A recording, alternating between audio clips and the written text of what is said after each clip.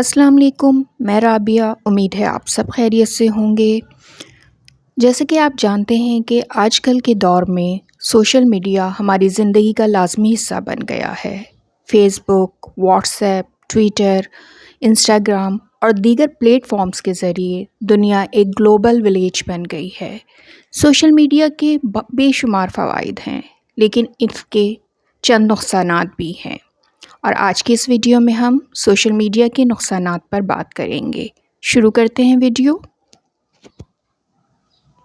Social media پر جھوٹی خبریں اور غلط معلومات تیزی سے پھیلتی ہیں، جو معاشرے میں غلط فہمی، بد امنی اور مسائل کو جنم دیتی ہے۔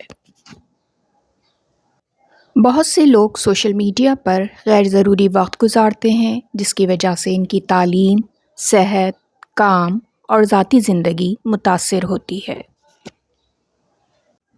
بعض لوگ سوشل میڈیا پر نازیبا مواد پھیلانے اور لوگوں کو ہراساں کرنے میں مصروف رہتے ہیں، جو معاشرے میں بگاڑ پیدا کرنے کا سبب بنتا ہے۔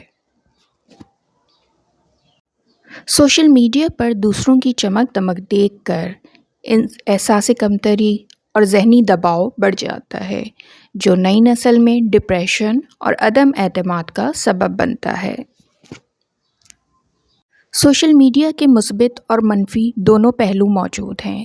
ابھی ہم پر منحصر ہے کہ ہم سوشل میڈیا کا استعمال ذمہ داری اور اعتدال کے ساتھ کریں۔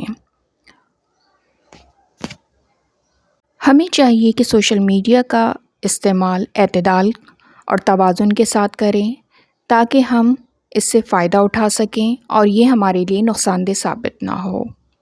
آج کے لیے اتنا ہی۔ میری نیکسٹ ویڈیو تک اپنا بہت خیال رکھیے گا۔ پھر ملتے ہیں۔ اللہ حافظ۔